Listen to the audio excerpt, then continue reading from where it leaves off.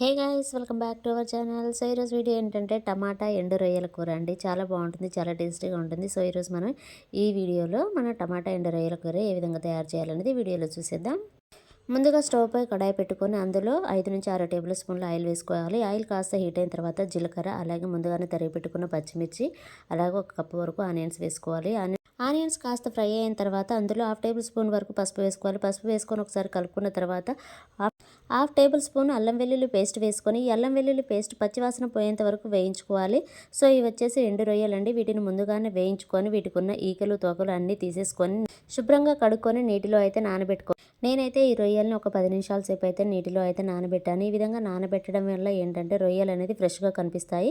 So ఇప్పుడు మన ఈ ఆనియన్స్ అన్ని మగ్గిన తర్వాత మనం ముందుగానే కడిగి పెట్టుకున్న రొయ్యలను కూడా వేసుకొని వీటి మధ్య మధ్యలో కలుపుకుంటూ మూత పెట్టుకొని ఉడికించుకోవాలి. ఈ రొయ్యలంతా పచ్చివాసన పోయేలాగా ఉడికించుకోవాలి. ఈ రొయ్యలు కాస్త ఉడికిన తర్వాత ఇప్పుడు మనం ముందుగానే తరిగి పెట్టుకున్న టమాటాలు అండి 1 కప్పు వరకు తీసుకుంటున్నాను. టమాటాలు అనేది ఎక్కువగానే వేసుకుంటున్నాను. సో ఈ టమాటాలు అయితే 1 కప్పు వరకు వేసుకొని ఈ టమాటా ముక్కలు కూడా రొయ్యలు అలాగే టమాటా ముక్కలు కలిసేలాగా బాగా కలుపుకోవాలి. ఇప్పుడు ఈ టమాటా ముక్కలు కూడా మూత పెట్టుకొని మనం మధ్య మధ్యలో కలుపుకుంటూ ఉడికించుకోవాలి. టమాటా ముక్కలంతా బాగా ఉడికిపోయిన తర్వాత ఇప్పుడు ఇందులో మన టేస్ట్కి తగినంతగా సాల్ట్ అనేది వేసుకోవాలి. సాల్ట్ వేసుకున్న తర్వాత ఇదంతా బాగా కలిసేలాగా కలుపుకొని మూత పెట్టుకొని ఉడికించుకోవాలి. సో ఇక్కడ నేను వచ్చేసి పింక్ సాల్ట్ తీసుకున్నానండి. సో ఏదైనా వేసుకోవచ్చు. సో నా దగ్గర పింక్ సాల్ట్ ఉంటే అది వేసాను. ఇప్పుడు టమాటాలు అలాగే రొయ్యలు బాగా ఉడికిపోయాయి. ఈ విధంగా ఉడికించుకున్న తర్వాత ఇందులో మనం ఆల్రెడీ మిర్చి వేసాం కదా, సో కారానికి తగ్గట్టుగా చూసుకొని కారం అనేది వేసుకోవాలి.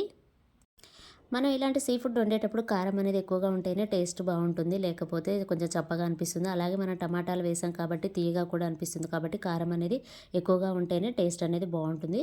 సో ఈ విధంగా ఉడికిన తర్వాత ఆయిల్ అనేది పైకి అనేది రావాలండి. ఈ విధంగా వస్తేనే మనకి కర్రీ అంతా బాగా ఉడికినట్టు అర్థమైపోతుంది. ఇప్పుడు ఈ టైంలో మీరు కొద్దిగా వాటర్ అనేది కూడా యాడ్ చేసుకోవచ్చు. సో నేనైతే వాటర్ అయితే ఏమీ వేయలేదు. ఇప్పుడు ఇందులో కొద్దిగా ధనియాల పౌడర్ అలాగే గరం మసాలా అనేది వేసి ఒకసారి కలుపుకొని మూత పెట్టుకొని ఒక 2 మినిట్స్ వరకు అయితే ఇంతేనండి. టమాటా ఎండు రొయ్యల కర్రీ చాలా బాగుంటుంది, చాలా టేస్టీగా ఉంటుంది. సో మీరైతే ఈ విధంగా వండి చూడండి. స్మెల్ అనేది అయితే ఏమీ రాదు. మనం ముందుగానే ఫ్రై చేసుకున్న తర్వాత నీళ్ళల్లో అయితే ఒక 10 మినిట్స్ వరకు నానబెట్టుకుంటే స్మెల్ అనేది రాదండి. అది కూడా నీళ్ళు అనేవి కొంచెం వేడిగా ఉండేలాగా చూసుకోవాలి. Thanks for watching.